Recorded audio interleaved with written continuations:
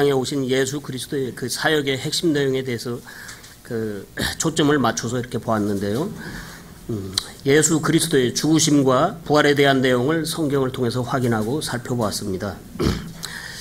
지금 세상은 컴퓨터의 발달로 인하여 각종 지식과 정보가 급속도로 확산되고 있으며 사람들은 눈을 뜨자마자 세상에 쏟아내는 그런 것들로 아주 그런 정보들을 수용하는 그런 가운데서 살고 있습니다. 그러한 것들은 대개 우리 생활과 직간접으로 관련이 있기 때문입니다. 이렇게 인간이라는 존재는 인간만이 가지고 있는 그 언어의 탁월함으로 뭔가를 다른 사람들에게 알려주거나 또는 전해 듣는 것을 좋아하고 있음을 우리는 알 수 있습니다. 그런데 대다수의 사람들은 이렇게 많은 소식을 접하면서도 정작 자신의 운명과 직결되어 있는 아주 중대한 사실 하나를 놓치고 있는데, 이것은 그들이 만 가지 일을 제쳐놓고 알아야 할 일인데도 알질 못하고 있습니다. 불신자들이나 다른 종교를 가지고 있는 사람들이라고 하더라도 예수님이 누구인지 모르는 사람은 아마 없을 것입니다. 그런데 사람들이 이렇게 예수님을 알고 있는 것에는 문제가 많기 때문에 예수님에 대한 그들의 왜곡된 지식을 저와 여러분이 바르게 알려주어야 합니다. 모든 사람들이 반드시 알아야 할 가장 중요한 사실은 예수님의 그 죽으심과 부활이 도대체 나와 어떤 상관이 있는지를 반드시 알아야만 합니다. 예수님의 죽으심과 부활은 모든 사람과 직접적으로 관련이 된 아주 중요한 문제이기 때문입니다. 그가 누구이든지 어떤 종교와 어떤 사상을 갖고 있든지 상관없이 성경 말씀은 모든 사람은 예수 그리스도의 죽으심과 부활에 대한 믿음 여부에 따라서 하늘이냐 지옥이냐 영원한 운명이 결정되기 때문입니다.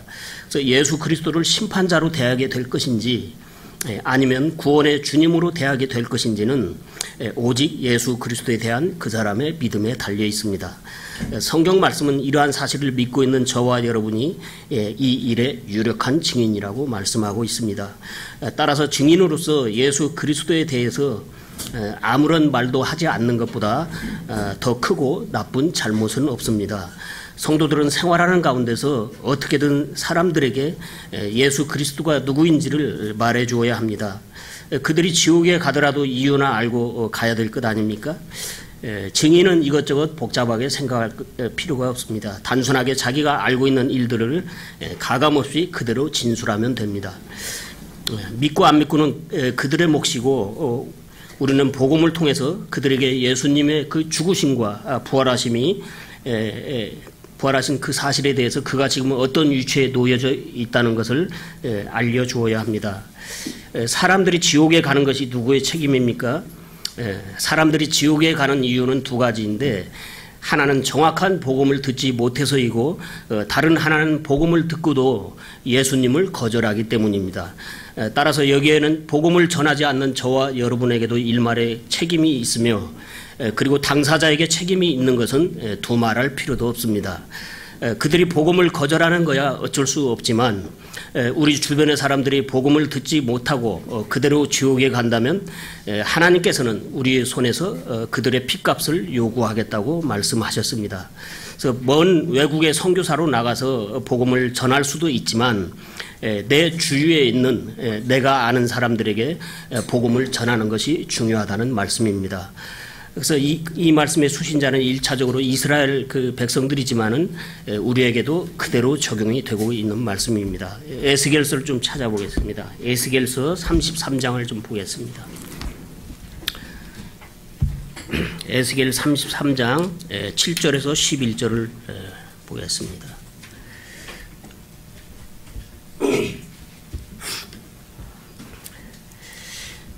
오, 너 사람의 아들아, 이와 같이 내가 너를 이스라엘 집에게 파수꾼으로 세웠나니 그러므로 너는 내 입에서 나오는 말을 듣고 내게서 나온 것으로 그들에게 경고할지니라.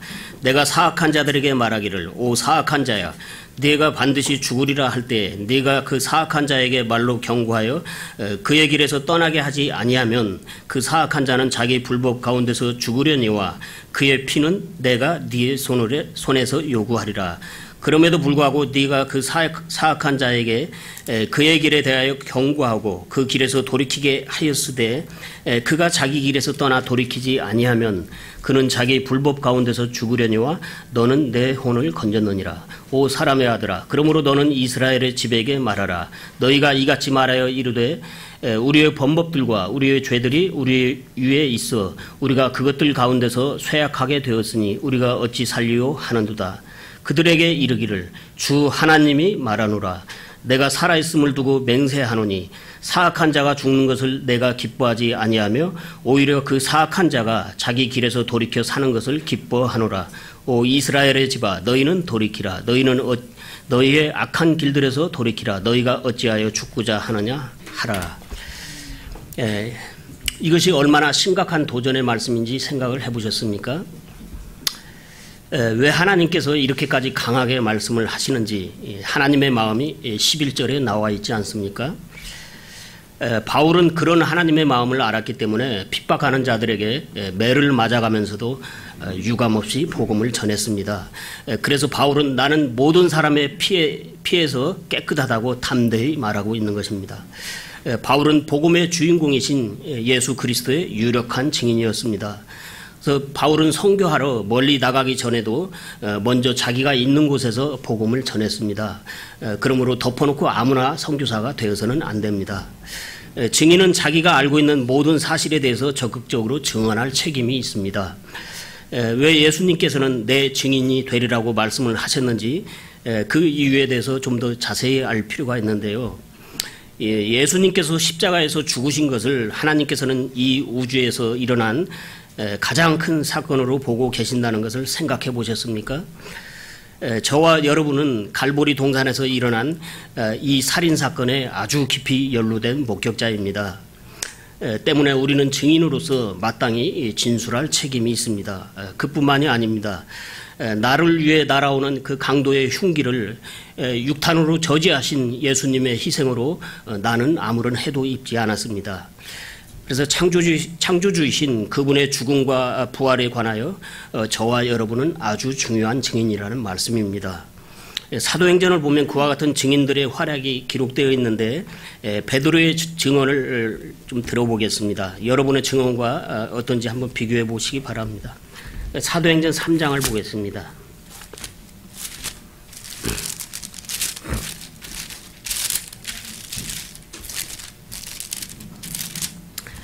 사도행전 3장 13절에서 15절입니다. 아브라함과 이삭과 야곱의 하나님 곧 우리 조상들의 하나님께서 자신의 아들 예수님을 영화롭게 하셨느니라. 너희가 그분을 넘겨주었고 빌라도가 그분을 놓아주려고 결심하였을 때 그 앞에서 그분을 부인하였으니 너희가 거룩하신 분 곧 의로우신 분을 부인하고 살인자를 너희에게 달라고 구하여 생명의 통치자를 죽였도다. 그러나 그분을 하나님께서 죽은 자들로부터 일으키셨으며 우리는 그 일의 증인이니라. 베드로는 예수님의 사역의 핵심 내용인 예수님의 죽으심과 부활을 정확히 증언했습니다. 바울 또한 그러한 복음의 핵심을 정확히 증언했습니다. 여러분이 전하는 복음의 내용은 어떻습니까? 여러분도 사도들이 전한 그 복음의 핵심 내용과 같은 그런 정확한 복음을 전하고 있습니까? 우리는 십자가에 못 박힌 채로 태어났다고 했는데 이런 사실을 지식으로 배운다고 해서 되는 것이 아니죠. 여러분, 사건의 현장에 있지 않은 사람의 말은 증언으로 채택될 수 없습니다. 그런데 수많은 사람들이 진실로 거듭나지도 않았으면서 참 복음의 핵심 내용을 경험하지도 않았으면서 학습을 통한 지식을 갖고 예수 그리스도의 그 증인으로 나서고 있기 때문에 생명 없는 가라지와 쭉정이 같은 신자들이 대량으로 양산되고 있는 것입니다. 여러분, 생명만이 생명을 낳을 수 있습니다. 여러분은 예수 그리스도로부터 영원한 생명을 받았습니까? 그 생명을 전하시기 바랍니다. 예수님의 죽으심이 피전도자와 무슨 상관이 있으며 예수님의 부활이 피전도자와 무슨 상관이 있는지 그것을 말해 주어야 합니다. 복음의 핵심 내용을 그들에게 설명을 함으로써 피전도자의 심장에 뜨거운 마찰을 일으켜야 합니다. 그런 다음에 기회를 포착해서 피전도자의 지정의를 향하여 진검승부를 벌이는 것이 중요합니다. 피전도자가 복음을 충분히 이해했으면 그가 마음으로 믿을 수 있도록 마지막 관문인 피전도자의 의지를 촉구하여 예수님을 영접하도록 이끌어야 한다는 말씀입니다. 빌립은 에티오피아 내시에게 그와 같이 해서 천하보다도 귀중한 한 영혼을 얻을 수 있었던 것입니다. 베드로와 바울도 이스라엘 백성들에게 복음의 내용을 설명만 하는 것으로 끝내지 않았습니다. 하나님께 회개하고 예수 그리스도를 믿으라고 전도자들에게 결단할 것을 강력히 촉구했습니다. 따라서 복음을 잔뜩 설명해 놓고 꼭 구원을 받아야 한다고 이렇게 강조하는 것으로만 끝내서는 죽도 밥도 안 됩니다. 드리블을 했으면은 결정적으로 슈팅을 날려야지요. 사람을 낚는 어부가 되기 위해서는 결정적인 순간에 낚싯줄을 잡아챌 줄을 알아야 합니다. 그리고 물 밖으로 끌어올려야 합니다. 휴거라는 말도 채워 올린다는 그 랩처 아닙니까? 그래서 여기에 대해서는 좀 다음 시간에 말씀을 드리도록 하겠습니다. 다음에 하나님은 그리스도인이 된 우리에게 무엇을 하라고 부탁하셨습니까? 그 결과로 우리는 그리스도의 무엇이 되었습니까? 고린도후서를 좀 보겠습니다. 고린도후서 5장 18절과 19절을 보겠습니다.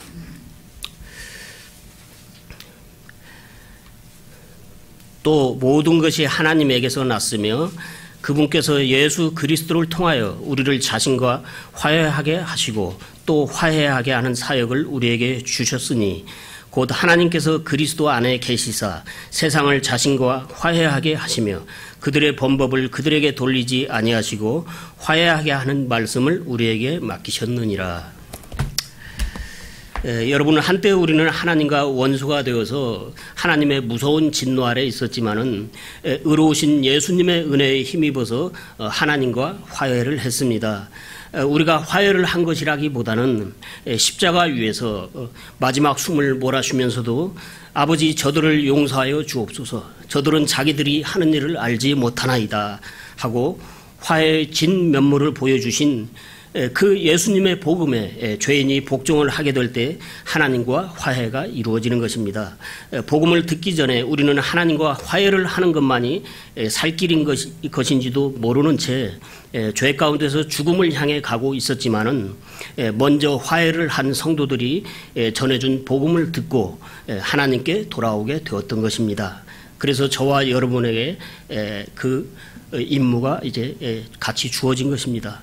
그래서 하나님께서는 예전에 우리처럼 아직 하나님을 알지 못하는 하나님과 원수 관계에 있는 사람들을 복음으로 설득하여 하나님과 화해하게 하는 사역을 우리에게 맡겨주셨다고 말씀하고 있는데, 하나님께서 이 일을 하늘의 천사들에게 맡기지 않으신 것은 복음의 수혜자가 된 사람들만이 복음의 증인이 될 수 있기 때문입니다.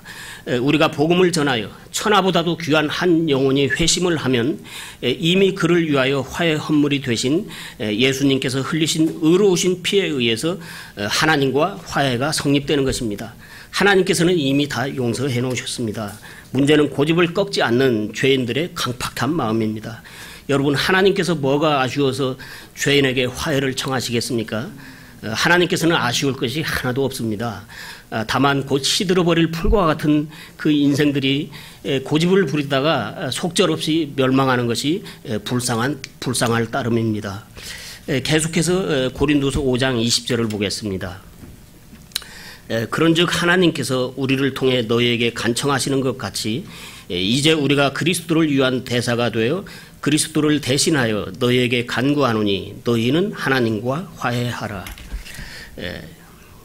여러분은 그렇게 시시하고 하찮은 신분을 가진 사람이 아닙니다. 그래서 일국의 그 대사의 그 유상도 가벼운 것이 아닌데 우리는 만왕의 왕이시며 만주의 주님이신 예수 그리스도의 명을 받고 파견된 대사라고 말씀하고 있습니다. 우리가 예수 그리스도의 대사라는 것을 인식하고 있다면 특히 젊은 청년들이 많이 보이지 않는데요. 특히 젊은 청년들은 인생의 스케일을 좀 키울 필요가 있습니다. 그리고 대사는 자국을 대표하는 공적인 신분을 가졌기 때문에 나 개인과 내 가족만을 위한 삶을 살아서는 안 되며 나를 파견하신 분의 명령을 이행하는 삶을 살아야 합니다. 그러기 위해서 우리는 주변의 불신자들과 하나님을 화해하도록 해야 하는 그런 공적인 임무를 늘 숙지하고 실행하는 데 힘쓰는 성도가 되어야 합니다. 그러면 어떻게 준비를 해야 하는지에 대해서 보겠습니다. 예수 그리스도를 위한 대사로서의 자격은 구원을 받음과 동시에 주어집니다. 그러나 임무를 잘 수행하기 위해서는 어느 정도 그 준비가 되어 있으면 더욱 좋겠죠. 그러므로 준비에 대해서 생각해 보겠는데요. 그것은 우리의 생활과 밀접한 관계가 있습니다. 우리의 생활이 어떠해야 예수 그리스도를 나타내며 사람들에게 예수 그리스도에 대한 매력을 보여줄 수 있습니까? 우리 빌립보서 2장을 보겠습니다. 빌립보서 2장 14절에서 16절까지 보겠습니다.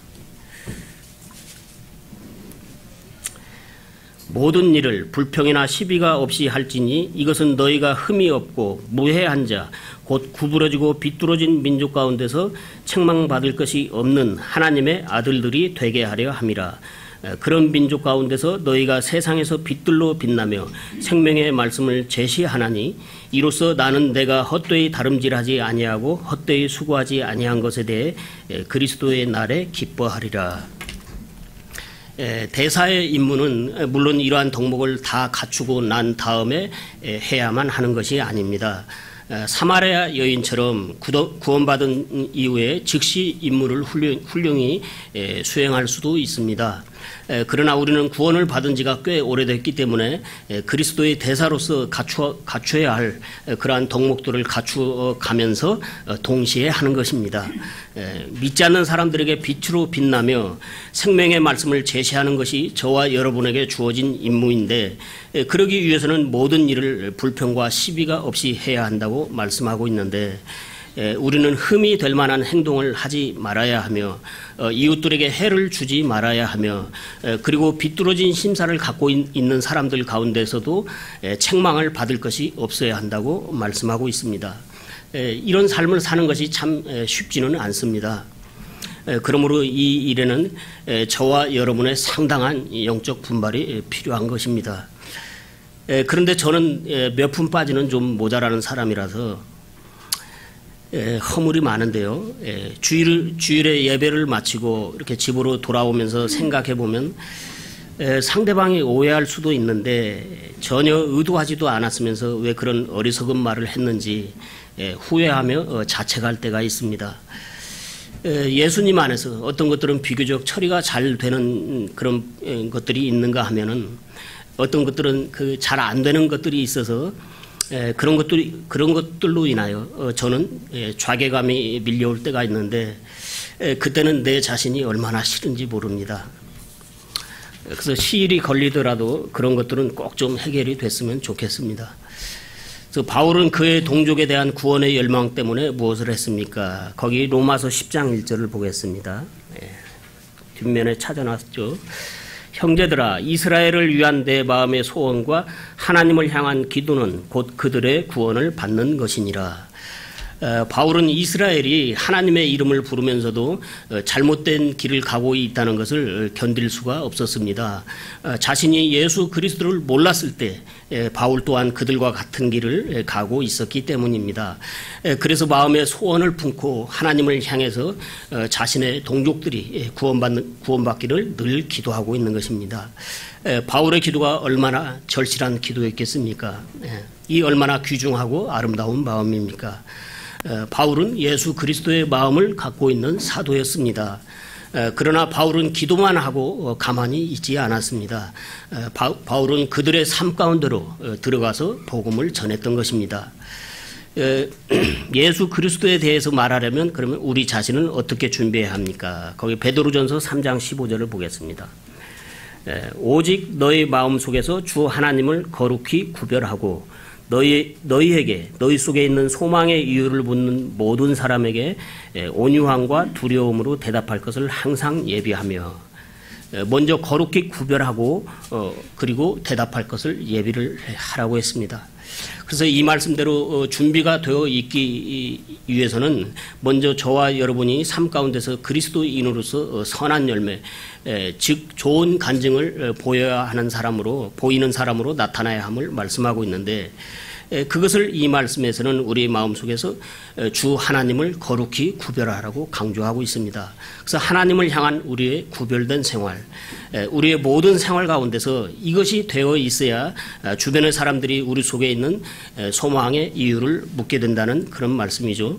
자, 이렇게 그들이 잠깐 관심을 보일 때 우리는 온유함과 두려운 마음으로 그들에게 적합한 하나님 말씀을 제시함으로 복음의 날개를 펼쳐야 하는데, 여기서 온유함과 두려움으로 대답하라는 것은 하나님과 그 영혼에 대한 우리의 진중한 태도를 말하는 것입니다. 그래서 이때 성령님께서 그 상황을 간섭하시고 주도하시면은 그 영혼을 그 자리에서도 구령할 수가 있습니다. 그러나 내가 무리하게 욕심을 내서 인위적으로 주도하려고 해서는 안 됩니다. 그런데 여러분, 복음이라는 것은 뭇 사람들에게 그저 기쁜 소식이라고만은 할 수 없는 소식이라는 것을 알고 계십니까? 아니, 복음은 기쁜 소식인데요. 여러분, 기쁜 소식을 듣기 위해서는 먼저 흉한 소식을 들어야 하기 때문입니다. 죄에 대하여, 의에 대하여, 심판에 대하여 말해줘야 합니다. 그런 다음에 하나님의 영광이신 예수님께서 해놓으신 기쁜 소식을 말해주는 것입니다. 이 일을 위해서 하나님의 자녀로서 우리는 늘 구별된 생활을 해야 하는 것입니다.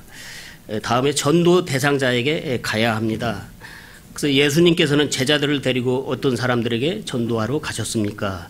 그리고 그들과 접촉하기 위해서 예수님께서 사용하신 방법은 무엇입니까? 마태복음 9장을 좀 보겠습니다.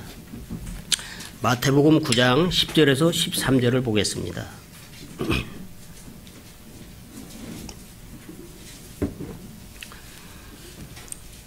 예수님께서 집에서 음식 앞에 앉으실 때 보라, 많은 세리들과 죄인들이 와서 그분과 그분의 제자들과 함께 앉았더니 바리새인들이 그것을 보고 그분의 제자들에게 이르되 어찌하여 너희 선생은 세리들과 죄인들과 함께 먹느냐 하거늘, 예수님께서 그것을 들으시고 그들에게 이르시되 온전한 자들에게는 의사가 필요 없으나 병든 자들에게는 필요하니라. 오직 너희는 가서 내가 긍휼을 원하고 희생물을 원치 아니하노라 하신 말씀이 무슨 뜻인지 배우라. 나는 의로운 자들을 부르러 오지 아니하고 죄인들을 불러 회개하게 하려고 왔노라 하시니라. 자, 그런데 여기 10절에 많은 세리와 죄인들이 예수님께 왔다는 것은 지금 예수님께서는 이스라엘을 두루 다니시며 전도하는 중이신데 예수님이 거기에 계신 것을 그들이 알고 왔다는 것입니다. 그래서 예수님이 먼저 가신 것입니다.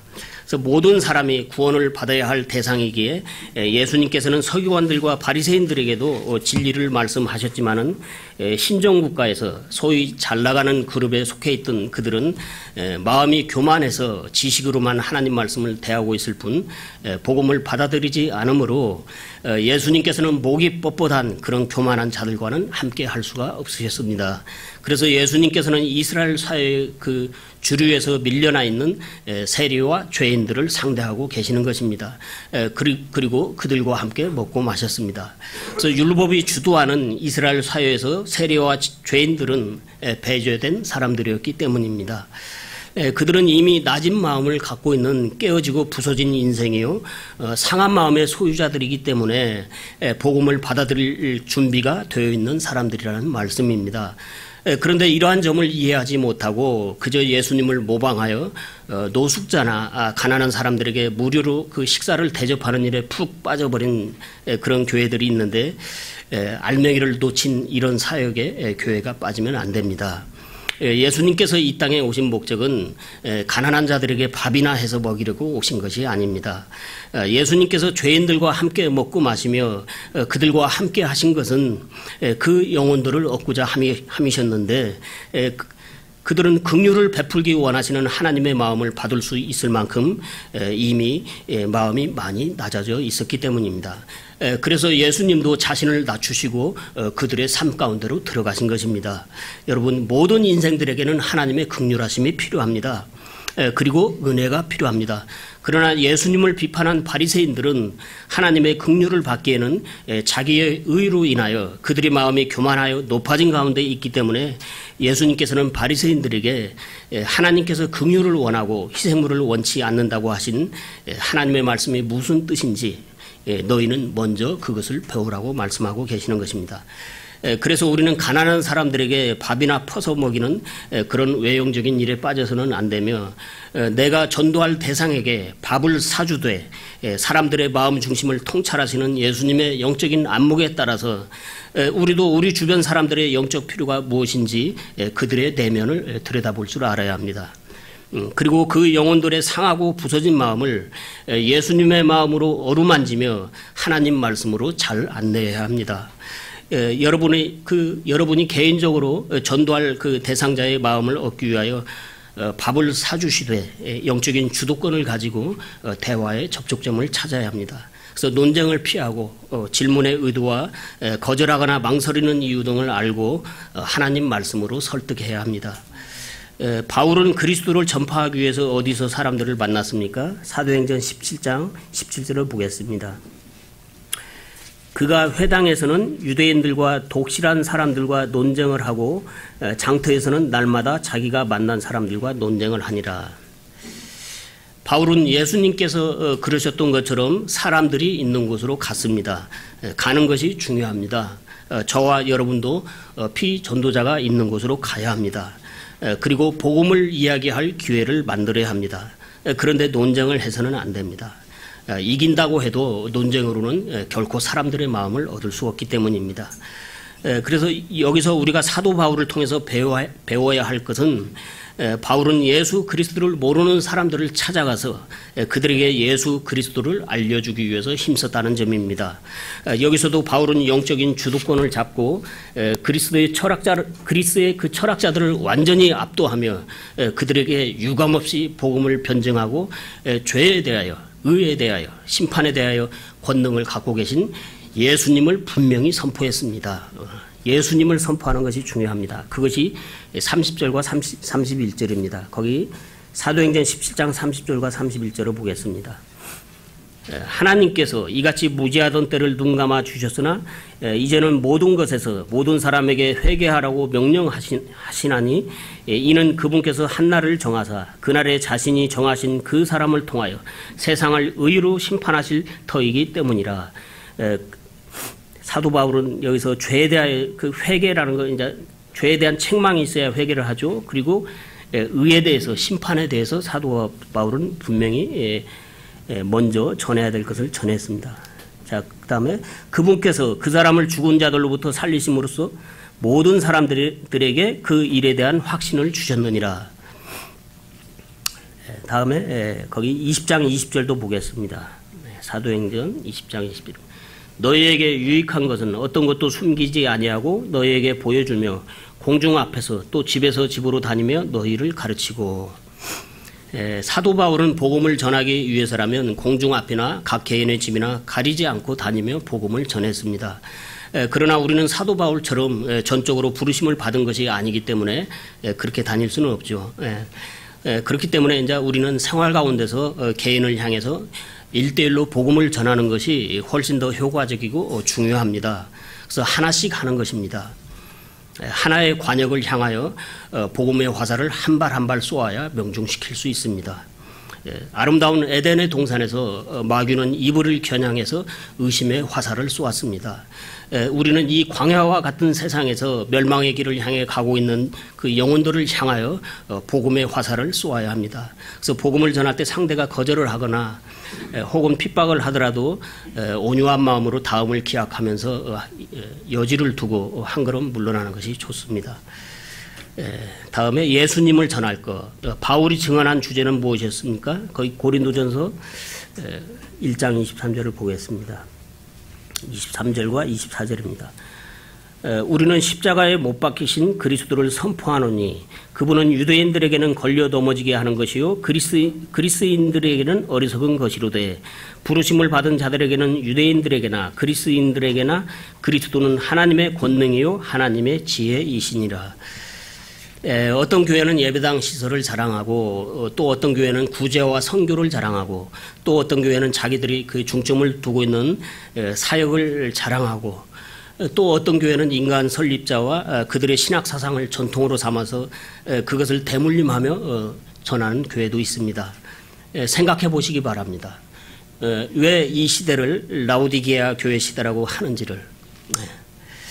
많은 교회들이 예수님의 이름을 부르고는 있지만 그러나 그들은 예수님의 지명도를 이용하여 자기들의 존재를 위하는 것에 급급하고 있을 뿐 그런 교회에는 예수님의 고난과 피와 생명과 임재가 없기 때문입니다. 그러므로 그런 교회에서 예수님은 박제처럼 그저 장식물에 지나지 않는 것입니다. 그들은 복음의 원리에 의하여 예수님을 생명의 주님으로 모신 적이 결코 없는 사람들이라는 말씀입니다. 그런 교회의 회원들은 복음을 통해서 다시 태어난 성도들이 아니라 세상에서 4대 종교 중에 하나로 바라보는 기독교라는 종교 생활을 하는 사람들로 구성된 사람들이 대부분이기 때문입니다. 여러분, 복음은 그런 종교를 전하는 것이 아닙니다. 생명의 주님이시며 길과 진리 되시는 예수님, 그분을 전해야 영원한 생명을 얻을 수 있습니다. 바울은 그 예수님을 전파했습니다. 여러분은 무엇을 전하고 있습니까? 번지수를 정확히 해야 합니다. 복음의 번지수는 성경 문제가 아니라 예수 그리스도를 전하는 것에 초점을 맞춰야 합니다. 이 목표를 빗맞추면 안 됩니다. 이 권면을 꼭 기억하시기 바랍니다.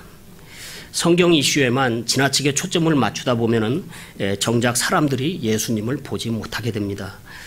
그래서 당신이 죄인이기 때문에 죄 없으신 예수님이 죽으시고 묻히셨다가 3일 만에 부활하셨다고 예수님을 전해야 합니다. 그들이 생명의 주님이신 예수님을 인격적으로 만나야 영생을 얻을 수 있습니다.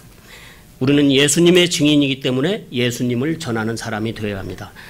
사역에 있어서 이외에도 중요한 일들이 많습니다만, 그래서 오늘의 주제에 초점을 맞추기 위해서 다른 중요한 사역에 대해서는 언급하지 않았는데요. 예수 그리스도 안에서 이미 우리 교회는 성경 말씀의 진리를 탐구하며 책들을 번역하고 정리해서 문서 선교를 하는 일과 또 신학원을 운영하는 일 등 중요한 사역들을 감당하고 있습니다. 다음에 맨 아래 요한복음 3장 16절을 보겠습니다. 하나님이 세상을 이처럼 사랑하사 자신의 독생자를 주셨으니 이것은 누구든지 그를 믿는 자는 멸망하지 않고 영존하는 생명을 얻게 하려 하심이라. 이 말씀에서 핵심은 무엇입니까? 하나님께서 주신 예수님이십니다. 하나님께서 주신 예수님이 없는 사람은 그대로 멸망하게 됩니다. 하나님의 심판의 기준은 그의 집안이 몇 대째 예수님을 믿고 있느냐에 있는 것이 아니라 하나님께서 보내주신 예수님이 그 사람에게 있느냐 없느냐에 있습니다. 요한복음 3장 16절은 모든 인간을 향하신 하나님의 제한이 없는 사랑이지만 그러나 반드시 개별적으로 응해야 합니다. 그런데 모태신앙이라는 이 비성경적인 믿음과 잘못된 용어가 큰 문제인데 자신의 그런 종교적인 배경이나 이 참 선한 행위 이런 모든 것들을 다 버려야 구원을 받을 수 있습니다. 예수님 당시의 서기관들과 바리새인들 그리고 율법사들을 그들은 다 모태신앙이었습니다. 그들이 모태신앙으로 구원받았습니까? 죄인은 오직 예수님을 개인적으로 믿을 때 구원을 받습니다. 그래서 하나님이 세상을 이처럼 사랑하신 것이 무엇입니까? 자신의 독생자를 십자가를 통해서 내주신 것이죠. 그러므로 누구든지 예수님을 구원자로 믿는 자는 그러니까 각 개인이 믿음이라는 단 한 가지 조건을 충족하면은 멸망하지 않고 영존하는 생명을 얻을 수 있습니다. 결론을 맺겠습니다. 죄인임을 통감한 사람은 회개를 하게 되어 있고 예수님을 구원의 주님으로 영접하는 순간 즉시 영생을 받게 됩니다. 내일 일을 알지 못하는 우리의 이 한시적인 육체의 생명 안에서 영원한 생명을 받지 못하고 죽게 되면은 즉시 영원한 지옥으로 떨어지기 때문입니다. 그래서 혼의 구원은 예수님을 영접하는 순간 즉시 이루어지지 않으면 안 되는 것입니다. 십자가에서 구원받은 한 강도에게 예수님이 하신 말씀을 기억하시기 바랍니다. 오늘 내가 나와 함께 낙원에 있으리라. 구원은 죽어봐야 아는 것이 아니라 살아있을 때 오늘 결정이 되고 당사자는 자신이 구원받은 것을 알 수 있습니다. 그것이 예수님께서 십자가에 달린 그 강도에게 하신 말씀에서 확인되고 있지 않습니까? 오늘 네가 나와 함께 낙원에 있으리라. 강도는 자기의 구원을 확신하고 죽었습니다. 그래서 이렇게 죄인을 구원의 길로 인도하기 위해서는 구령을 할 줄 아는 그런 영적 안내자가 필요한데 이 영적 안내자에 대해서는 다음 시간에 말씀을 드리도록 하겠습니다. 이것으로 마치겠습니다.